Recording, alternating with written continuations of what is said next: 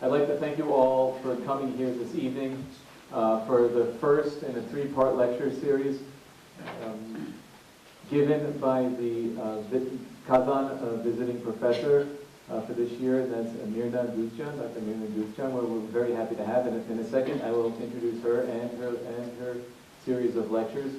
For now, I just first like to inform you of a series of other events that are coming up. In addition to tonight's lecture, next week, Tuesday, February 17th at 7:30 p.m., Matthew Karanian will be coming back to talk to us about historical Armenia after 100 years. Many of you have seen him in the past. He's spoken here. He's given some wonderful lectures, so we hope to see you all here also on the 17th.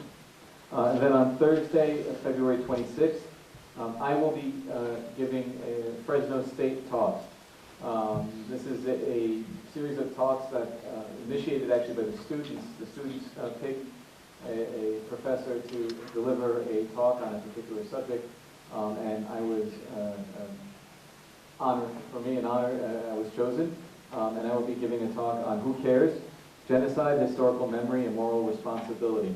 And that, as I said, will be on February 26th, Thursday at 7 p.m. With a 6:30 p.m. reception, but it's at the Satellite Student Meeting.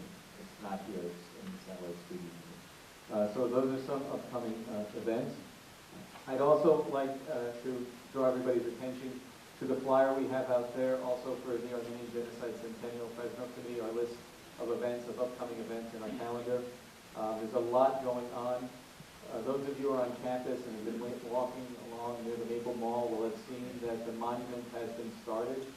The Genocide Memorial Monument, the concrete has been poured into the base, and so it is coming to fruition, and everything is on schedule for completion by April 17th. So we're very, very happy about that, and would like to thank the support of the university and, of course, of the community for making that happen.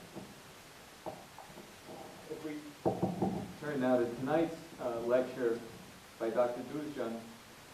Dr. Douzjian has her PhD in Comparative Literature for the University of California at Los Angeles, and her research interests include postmodernism, the theater of the absurd, critical approaches to the study of world literature, and post-Soviet, Armenian, and Russian cultural production.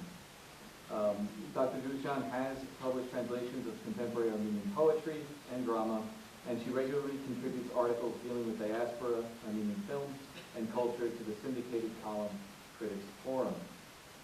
Dr. Douzjian has taught world literature and philosophical thought in the Intellectual Heritage Program at Temple University in Philadelphia, and she currently teaches at comparative literature courses at UCLA. So we're very honored to have her with us here and teaching our course as a Kazan visiting professor, as well as delivering this three-part series of lectures on the Armenian genocide in film.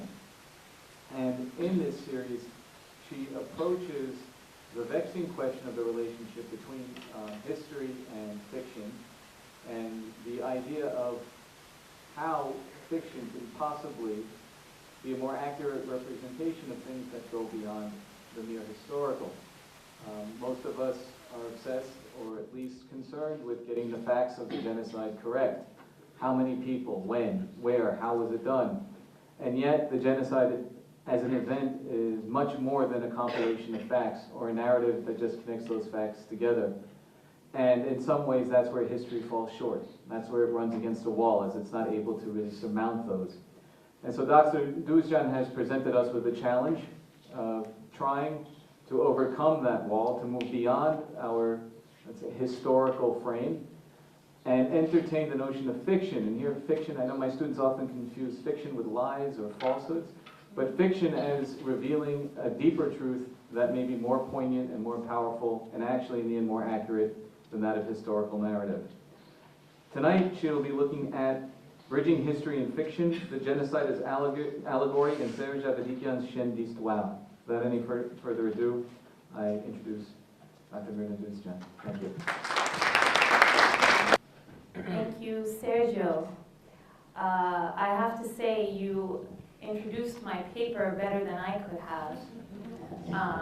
So we can go home now. Can you hear me? Yes. Okay. So I'll start with a question before I get to the paper. How many of you have seen the short animation Chien d'Histoire? It's been translated into English as Barking Island. It's a 14-minute animation. If I can just see a show of hands. Okay. So I think I will show the film to you to make things a little bit clearer. But before doing so, I'd like to introduce the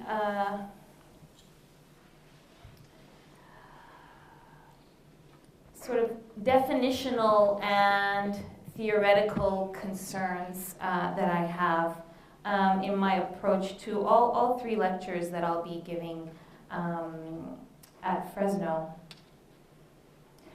And so all three of my lectures aim to challenge commonly held beliefs regarding the binary opposition between history and fiction. Though fiction is admittedly a vague and general term, we might turn to Macmillan's A Handbook to Literature, which defines it as narrative writing drawn from the imagination of the author rather than from history or fact. This simple definition reveals that fiction, at its core, has been conceived as being separate from history. To simplify further, we might turn to this chart that I've created, where I take history and literature as the starting point, as two distinct disciplines. And from these two disciplines and the distinctions between them, we have these categories that are created that are used to name cultural production, to name and to categorize cultural production, okay? And so we then have the opposition between nonfiction and fictional narratives, and a parallel opposition that applies to film with the designations of documentary and fiction. Facts are on the side of the left-hand column, so we tend to associate the left-hand column with truth and fact, while the right-hand column is typically associated with artistic creation. Moreover, as the Macmillan definition of fiction demonstrates, each category depends on its opposite in order to exist. Because non-fictional narratives and documentaries have been conceived as factual, much has been said about them in terms of their ability to shed light on the real world. To take just one example, according to Jane Roscoe and Craig Haidt, documentary holds a privileged position within society, a position maintained by documentary's claim that it can present the most accurate and truthful portrayal of the socio-historical world. Inherent to such a claim is the assumption that there is a direct relationship between the documentary image and its referent, that is to say, the social world. Indeed, this privileged position stems from the camera's ability to furnish evidence. Photography has been theorized as an umbilical cord that links the present to the past. It is in turn presumed that filmed footage has a direct relationship with reality. So it is bearing this system of categories and the specific privileging of documentary in mind that I'd like to make some remarks about the production and consumption of narratives about the Armenian genocide. History as a discipline has documented the genocide through eyewitness and survivor accounts and archival research. The teleological grand narrative that has emerged proves the truth of the genocide through facts and evidence. In response to the Turkish government's denialism, genocide survivors, their progeny, and Armenian communities in the diaspora have privileged, if not downright fetishized, historiographical scholarship and cultural production that demonstrates and asserts the reality of the genocide. That is to say, its factuality. So it's this notion that we like to hear over and over again that the genocide did take place, and we have a plethora of evidence to prove this. Comparatively speaking, narratives that do not belong to historically grounded subgenres, so the historically grounded subgenres, I have them listed here, right? So memoir, biography, autobiography, and documentary with regard to film.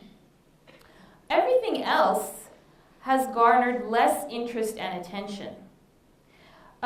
With the exception of the historically legitimate or legitimized genres, fiction and history have been at odds with one another. Literature questions history's ability to view its own shortcomings critically, and history questions the factual validity and real-life relevance of literary production.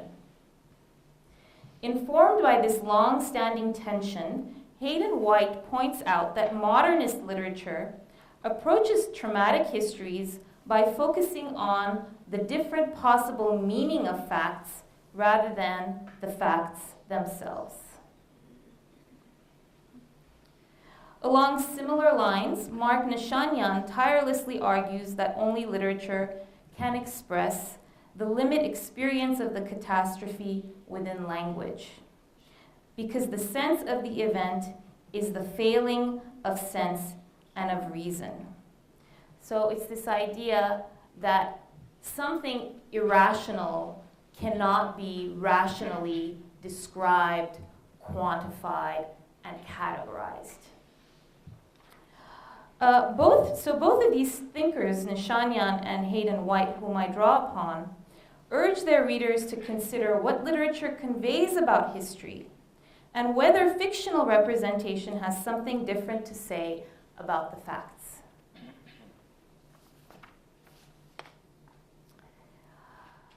Okay, and so it is with that introduction that I would like to now ask the question, how might a piece of fictional film bridge the binary oppositions that I was talking about, that I introduced?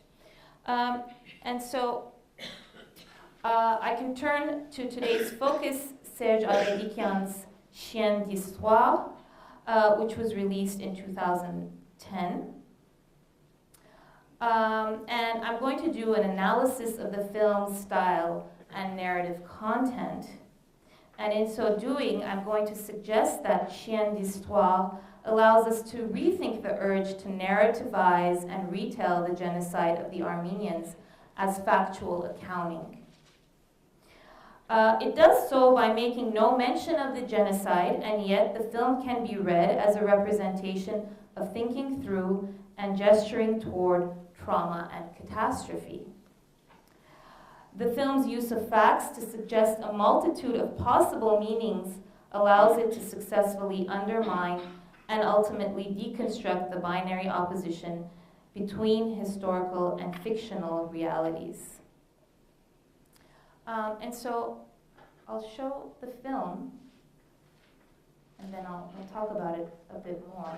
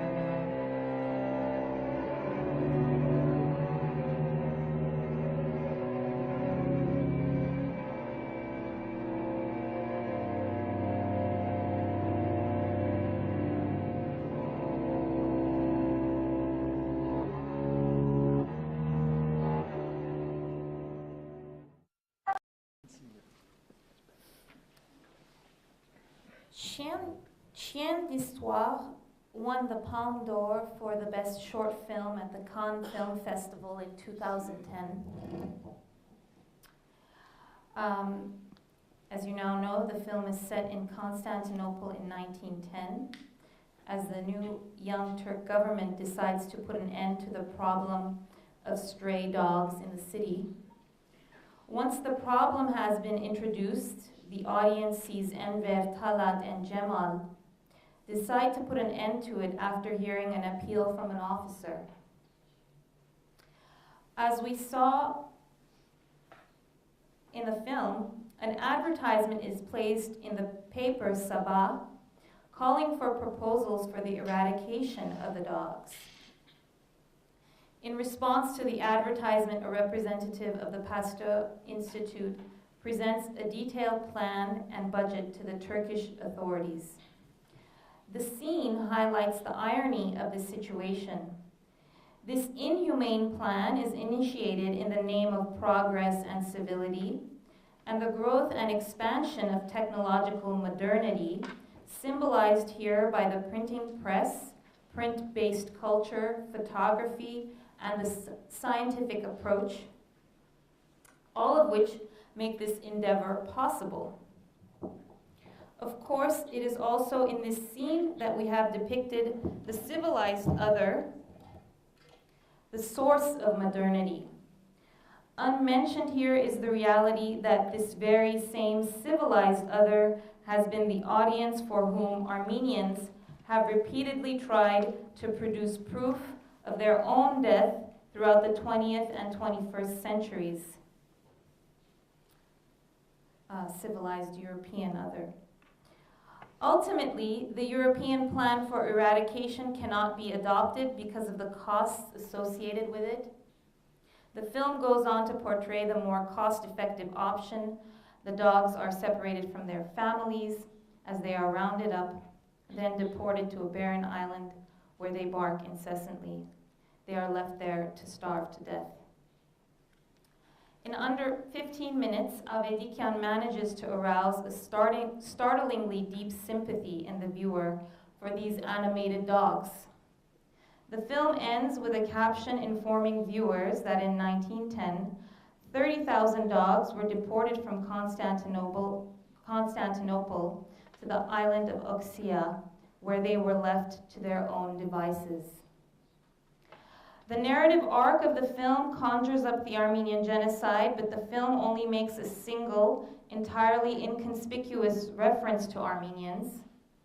We see it here in this still that portrays the front page of Sabah newspaper. A close look at the heading reveals that the editor and owner of the paper was Mihran. How are we to understand this minor detail? Mihran's name is not prominently displayed in the image, and for this reason it represents the film's view of history as an infinite number of traces. Mihran appears in the margins of the image. The placement of his name there suggests that the story of canine massacre can never be complete. Embedded within it are the traces of unspeakable histories. Appropriately then, not a single word is spoken in the film. The story about the dogs, unspeaking victims, demonstrates yet another assertion made by Mark Nishanyan. The only thing that, if need be, could serve as proof is the impossibility of testifying and proving, the silence of he who will never speak, never again, of his own destruction. While the deportation of dogs defines the historical focus of Barking Island, the genocide is its metaphorical subtext. Although the film makes no explicit mention of the genocide of Armenians, its title subtly connects the two historical moments. The English translation, Barking Island, fails to capture the meaning of the original French title, literally dog of history. The reference to the dogs as belonging to history bolsters the case for a metaphorical reading. The French title renders the dogs metaphorical, almost allegorical stand-ins, not only for their kind, but for their human counterparts, the Armenians. Moreover, the film's self-reflexive title signals that the text itself comments on history. It not only speaks to and about a specific historical event, but it also theorizes its own approach to the representation of history. The film's thematic focus on the government's move to purge the city of stray dogs alludes to the Armenian genocide, eerily suggesting that the brutal eradication of the dogs is linked to this later moment in history. The film highlights an important question, seldom asked, that straddles the line between history and fiction. What does it mean to read one fictionalized history as an allegory for another moment in history? The answer to this question lies in the film's artistic style and mode of representation. Being an animation, it tends toward the starkly fictional, an overtly artistic creation offering no pretense of the real. Indeed, audience members unfamiliar with the dog massacre might be left wondering whether this is a true story. By making it the film's unspoken concern, Avedikian brilliantly addresses the notion of the genocide as unrepresentable. Its representation in animated form, in effect twice removed from its historical antecedent, once in the allegory of the dogs and once in animated form, offers an unexpected solution to the problem posed by postmodernism, the impossibility of representing truth and history in its wholeness. The film as animation prompts viewers to question the assumption that a documentary must support its proposals or perspective with historically authentic footage. In other words, though the film has been categorized as simply an animation, I'd like to suggest that it would be more accurate to label it an animated documentary. That is to say that in a sense the film marries the opposites of the highly fictional mode of animation with the seriousness and evidence associated with documentary. By combining the documentary with animation, Avedikian's film suggests that the world is more than the sum of visible evidence that we derive from it. Chien d'Histoire is on the one hand mimetic, so as you saw, with its realistic style of drawing in the initial images. And on the other hand, it is highly evocative in that it invites viewers to make connections and draw conclusions that are not overtly stated on the screen. Its evocative qualities are doubly appropriate when we consider the fact that traumatic events are often experienced as an absence of memory or an absence of feeling. So progressively, as we move towards the more violent scenes, you can see that the style of animation becomes, I don't know, maybe we can call it expressionistic.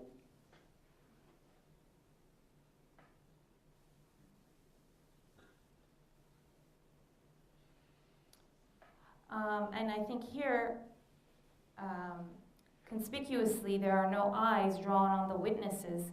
And I think this also suggests how difficult it is to witness and then attest to such violence or trauma.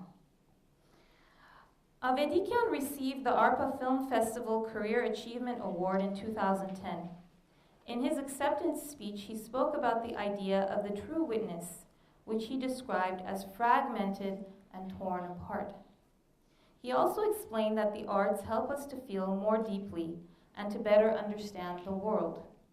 His words capture the spirit of Barking Island. Avedikian's film about the eradication of dogs provides a new lens with which to view the genocide, one that sees history as a chain of fragments that speak to and of one another.